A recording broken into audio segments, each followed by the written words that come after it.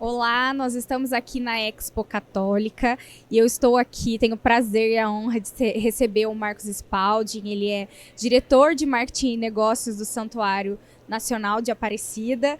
Muito obrigado, Marcos, por disponibilizar um pouquinho do seu tempo para a gente bater um papo aqui. Oi, Poliana, tudo bem? Eu que agradeço, satisfação estar podendo conversar um pouquinho com vocês. Você vai estar aqui, né, em dois momentos diferentes aqui para falar de temas pertinentes dentro do cenário, né, que é um pouco da parte do turismo religioso, um pouco da inteligência artificial aí nos meios de evangelização, de comunicação. Conta pra gente aí o que você preparou para as pessoas que vão te ouvir aqui nesses dias. Vamos lá. Na verdade, são 3 momentos. O primeiro momento aconteceu agora na parte da manhã, né, que foi um painel junto com outros 3 palestrantes, né, pessoas profissionais da área de tecnologia e também que atuam, né, no segmento religioso, falando sobre a inteligência artificial. Foi um bate-papo muito bacana, bem enriquecedor. Esses momentos são bons que a gente também aprende, né? Então foi interessante porque a gente trazendo um pouquinho da realidade dos desafios que a gente encontra hoje para tratar desse tema tão delicado, né, sensível e importante que é a inteligência artificial. A tecnologia a favor dos desafios da evangelização. E foi muito bom. A gente partilhou bastante as experiências. Estavam presentes também a Thaís Brant, que era a moderadora, o professor Guarino, lá da FATEC Guaratinguetá e também da empresa Fate Coins, que também contribuiu, e o Joel, que é o gerente da Canção Nova. Então foi uma troca, uma partilha bem enriquecedora. Ai, muito bacana. E aí, nesse cenário, a gente sabe, né, que a inteligência artificial já é uma realidade no nosso meio, né? Mas na evangelização, como ela pode contribuir sem deixar de lado o humano, a pessoalidade que as pessoas, né, na vida real, elas apresentam? Você sabe, muita gente tem essa preocupação, né? E eu acho que é uma preocupação, de certa forma, até infundada, ou por desconhecimento. Infundada talvez não, mas por desconhecimento, né? A inteligência artificial ou a tecnologia, eu acho que ela cumpre o papel exatamente oposto. Ela é uma ponte para aproximar a gente de formas que a gente hoje não alcança dessas pessoas todas. Né? Um aspecto que a gente estava discutindo hoje no nosso painel é assim, o quanto que às vezes, pelo fato da gente não aprofundar o conhecimento, né, em dados, em informações, a gente não tem pessoas que estão se distanciando de nós, e quando a gente tem a possibilidade de trazer esses recursos, a gente consegue fazer o oposto, que é retomar a aproximação, fidelizá-los com a gente, aproximar o relacionamento, ou seja, fazer com que essa vertente, né, do cuidado e do trato individualizado, do trato e do cuidado humano, a gente consiga ter isso de uma maneira mais fortalecida. Então a evangelização, acho que ela acontece de uma maneira bem positiva com essa aproximação da tecnologia também. E você, assim, enquanto, né, gerente lá do Santuário Nacional, quais os desafios vocês encontraram nesse processo de inserir esse cenário mais tecnológico ali na evangelização, no acolhimento, né, aos romeiros que visitam o santuário? Como vocês estão se planejando para um futuro que caminha para que isso seja ainda mais presente no cenário da evangelização? Então, a tecnologia, o Santuário Nacional, ele já faz há anos já um esforço muito grande. Existe uma mentalidade no santuário voltada para a questão da importância e da relevância tecnológica. O santuário tem hoje uma estrutura de TI, né, bem robusta, que possibilita com que a gente tenha outros pensares hoje, né, no sentido inclusive desse desbravar de uma inteligência artificial, por exemplo. A gente está começando um piloto esse ano, que é o desafio nosso de tentar começar a botar uma primeira mão ali para ver como que funciona, se realmente pode agregar, né, para a gente trazer isso como benefício para casa. Então a tecnologia ela é importante, ela vem sendo utilizada com essa relevância que eu falei, com um olhar de importância, e agora a gente também tendo essa possibilidade de desbravar aí novas tecnologias e outras possibilidades. Você acha que nessa questão de inserção de tecnologia, de inteligência artificial, as pessoas que apresentam uma resistência, elas carregam muito do contexto de que serão substituídas por robôs? Como que você vê assim a preocupação das pessoas, as dificuldades de implementação disso nas igrejas, nas paróquias? Eu acho que existem alguns paradigmas, né? Eu acho que assim é indiscutível que haverá mudança no cenário e no mercado de trabalho por causa dessa tecnologia. Isso, para mim, não tem dúvida, isso vai acontecer. Mas eu acho que é muito mais uma questão de finalização de tarefas que hoje existem e são feitas de maneira manual e vão ser substituídas pela tecnologia. E o ser humano, nós, colaboradores, profissionais, a gente vai ter que conhecer novas realidades em virtude dessa tecnologia.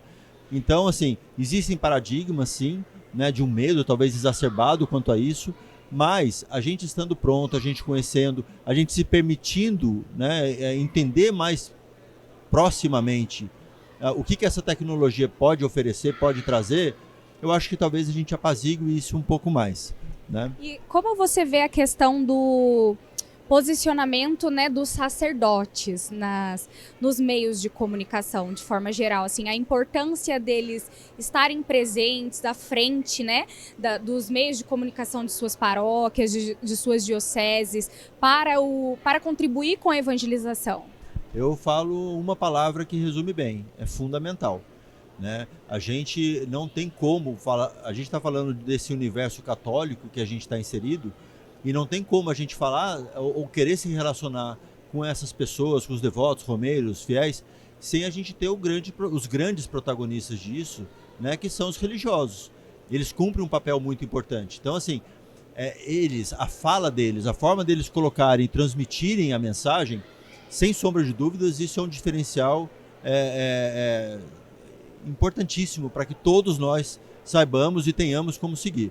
Então, eles têm que ter esse protagonismo, sim, e fortalecidos cada vez mais, inclusive com a tecnologia. Agora vamos partir um pouco mais para o lado do turismo religioso, né? Que é o que você vai trazer também para a gente. Partindo dessa perspectiva, né, de turismo e sustentabilidade, como as empresas, as igrejas, os santuários, elas podem se adequar para crescer sem que haja um grande impacto no meio ambiente? Quais são os projetos que podem ser feitos? Como elas podem pensar na sustentabilidade sem deixar o crescimento de lado? Você sabe, uma das perguntas que foi colocada no painel, né, para a gente era: turismo e sustentabilidade caminha lado a lado? Né? E a gente percebe o seguinte, ainda não caminha como deveria, mas ela tem que caminhar. E isso é um caminho sem volta. Então é uma questão de um processo de melhoria para fazer com que isso aconteça, né? Então, assim, a sustentabilidade ela é de suma importância. Todos temos que ter um olhar para isso, independente da gente estar falando de sustentabilidade ambiental, que é uma das primeiras vertentes que a gente vê, mas sustentabilidade sociocultural, social, de gestão, ela é imprescindível. Então, assim, independente de sermos santuário, no caso o Santuário Nacional, ou de ser uma paróquia, uma comunidade, uma congregação, uma instituição de ensino, né? Isso é fundamental que tenha esse olhar da sustentabilidade coladinho para fazer o trabalho avançar. E aí, pegando um gancho aí nessa questão do marketing, de desenvolvimento, com um olhar estratégico, como os gestores devem ter esse olhar para potencializar o desenvolvimento do marketing dos atrativos religiosos? Então, eu resumo bem numa palavrinha, né? Quando a gente fala de marketing ou a gente fala de marketing turístico, a gente tem que lembrar que o marketing, na essência dele, a gente está falando da percepção de valor do nosso público-alvo. Como que o público-alvo percebe o valor daquilo que a gente está oferecendo, daquilo que a gente está querendo entregar, né? Então, assim, quanto mais hoje os gestores ou os profissionais envolvidos com isso, com esses atrativos, com essas possibilidades, tiverem um conhecimento dessa essência e como se faz para construir a melhor percepção de valor para esse público, eu acho que mais fácil será. Então, para mim, a grande essência dos atrativos turísticos enquanto perspectiva de sucesso, de crescimento da atratividade para o público-alvo que essas instituições têm, é entender como agregar mais e gerar a melhor percepção de valor para o público-alvo que eles trabalham e se relacionam. Perfeita a sua colocação. E para você, qual a importância de eventos como a Expo Católica para fomentar, né, todas essas áreas, tanto tecnologia, formação, negócios, promover o turismo. Qual a importância de eventos como esse para o crescimento ainda mais de todos os segmentos da Igreja Católica? É fundamental também, né? Eu tiro o chapéu e não faço isso à toa, tanto para o Fábio como para a Chiara, né? Pela iniciativa deles há anos atrás, muitos anos atrás, de terem pensado em empreender em algo que era bastante desafiador para aquele momento. E é gratificante a gente olhar, por exemplo, hoje, a Expo Católica com uma iniciativa nova como a Techno Church, né, que traz um olhar também de tecnologia, de vanguarda. Isso é transformador e ajuda a congregar, acima de tudo, essas pessoas e os diferentes agentes que atuam nesse segmento. Então, eram lá atrás, se a gente pegar algumas décadas atrás, era algo muito isolado, muito independente, e eu vejo que agora a gente caminha para uma interdependência. E a Expo Católica cumpre um papel muito importante nesse sentido. Ai, bacana. Então vou pedir para você deixar um recado para as pessoas que ainda vão passar por aqui, ou para as pessoas que não vão conseguir vir esse ano, se planejarem para estar aqui com a gente no ano que vem. Aí eu vou pedir para você olhar ali na câmera. Tá bom. Estamos aqui no primeiro dia de Expo Católica, né? Um evento sensacional que a gente tem aí mais 3 dias, correto? A gente vai até domingo, hoje é quinta-feira. Então, se você ainda não veio, não se programou para vir hoje, programe-se, né? Eu acho que é um momento imperdível para você se aproximar dos conteúdos, se aproximar da realidade que é tão importante para a gente enquanto Igreja Católica, para a gente poder se fortalecer, crescer e prosperar juntos. Isso é o mais importante, viu? Muito obrigado. Eu que agradeço, Marcos. É um prazer imenso estar aqui com você. Acho que a gente poderia ficar aqui muito tempo conversando. Mas, infelizmente, nosso tempo é curto. Eu agradeço a sua disponibilidade. Sinta-se acolhido pela equipe Expo Católica. Para a gente é muito importante a sua presença aqui, enquanto um representante do Santuário Nacional. E a gente espera contar aí com você durante muito tempo ainda. E eu posso dar um spoiler hoje? Claro, posso? Por favor. Hoje, dia 4 de julho, é uma data muito especial para a gente, porque lá no Santuário a gente está exatamente 100 dias da novena e festa da padroeira. Então a gente está fazendo toda uma ação para revelar também o tema da novena e festa desse ano, que é Mãe Aparecida, acolhei-nos como peregrinos da esperança, né? Alinhados com toda